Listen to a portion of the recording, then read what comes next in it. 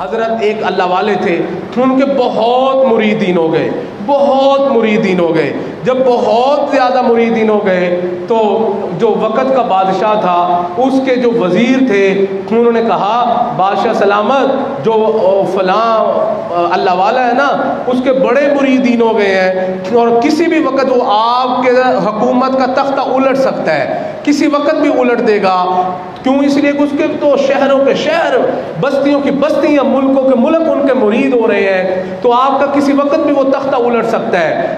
اب یہ جو پاس رہنے والے ہوتے ہیں نا، مشیر، یہ بڑے برے ہوتے ہیں، یہ بڑے برے ہوتے ہیں، بعض اوقات بڑے بڑے الٹے مشورے دے دیتے ہیں۔ اب وہ بادشاہ کے بھی مشورہ دے دیا، اب وہ بھی پریشان ہو گیا، کہتا ہے واقعی یہ بات تو ٹھیک ہی کہہ رہا ہے، شاید واقعی ایسا ہو سکتا ہے۔ اب انہوں نے اس اللہ والے کو بلا لیا اور کہا ہمیں آپ سے خطرہ ہے۔ کہا جی کیا خطرہ ہے؟ کہا آپ کے اتنے مریدین ہو گئے۔ کہا کوئی اتنے مریدین نہیں ہے، صرف 1.5 مرید ہے میرا۔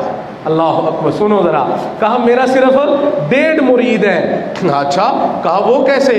کہا ابھی میں آپ کو بتا دیتا ہوں۔ اللہ اکبر، انہوں نے اپنے تمام مریدین کو جمع کر لیا اور جمع کرنے کے بعد بادشاہ نے کہا، اس نے کہا کہ ہم آپ کے پیر کو ذبح کریں گے، ہم آپ کے پیر کو ذبح کریں گے، کیونکہ اس نے خلاف شریعت کام کیا ہے، ہم اس کو ذبح کریں گے۔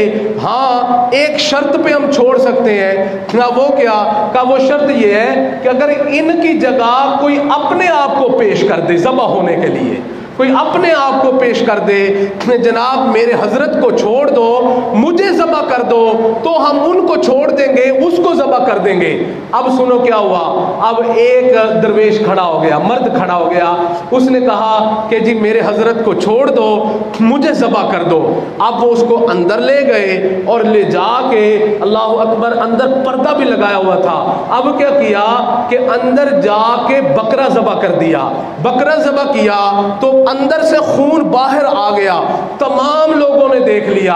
انہوں نے سوچا واقعی انہوں نے اس بندے کو ذبح کر دیا ہے، اللہ اکبر۔ پھر انہوں نے کہا اور بندہ چاہیے جس کو ہم ذبح کریں گے۔ اب کوئی بھی کھڑا نہیں ہوا، ایک عورت کھڑی ہو گئی، ایک عورت کھڑی ہو گئی۔ اس نے کہا میرے شیخ کو کچھ نہ کہنا، مجھے ان کی جگہ تم ذبح کرو، میں ذبح ہونے کے لیے تیار ہوں۔ اب اس عورت کو لے جایا گیا ہے، جا کے اللہ اکبر کبیرہ، پھر بکرا ذبح کر دیا، ان کو چھوڑ دیا۔ حضرت نے فرمایا باقی سارے بھاگ گئے، کچھ پہلے بھاگ گئے جب خون باہر آتا دیکھا، اور جو کچھ رہی گئی کسر رہ گئی جب عورت کو اندر لے جایا گیا اور پھر بکرا باہر اس کا خون آیا، بقیہ بھی بھاگ گئے۔ حضرت نے فرمایا میں نے تم سے نہیں کہا تھا میرا صرف 1.5 مرید ہے، بقیہ یہ تو سارے فارغ ہی ہیں، بس ایسے ہی اوپر اوپر سے محبت کے دعوے دار ہیں کہ حضرت ہمیں آپ سے بڑی محبت ہے، ویسے ہی جوتے اٹھاتے پھرتے ہیں، اندر سے کوئی نہیں ہے، اندر سے بس کچھ اور ہی ہے۔ اللہ اکبر کبیرہ۔ جی ہاں، جب ایسی بات کہی پھر اس بادشاہ نے کہا واقعی آپ نے صحیح کہا۔ کہا لیکن یہ سمجھ میں آ گئی وہ جو مرد ہے وہ پورا مرید ہے اور عورت آدھی مرید نہیں ہے، کیونکہ شریعت میں عورت کی گواہی آدھی ہوتی ہے مرد کے مقابلے میں۔ حضرت نے فرمایا نہیں، عورت پوری مرید نہیں ہے اور مرد آدھا مرید ہے۔ کہا جی وہ کیسے؟ فرمایا اس لیے کہ وہ جو مرد چلا گیا تھا، اللہ اکبر کبیرہ، اس کو نہیں پتا تھا کہ اندر جو ہے مجھے نہیں اور بکرے کو ذبح کیا جائے گا، اللہ اکبر۔ پھر اس نے جا کے آنکھوں سے دیکھ لیا کہ اس کو نہیں بکرے کو ذبح کیا گیا ہے۔ کہا اس عورت نے تو خون اپنی آنکھوں سے باہر آتا دیکھ لیا تھا، دیکھ لیا تھا۔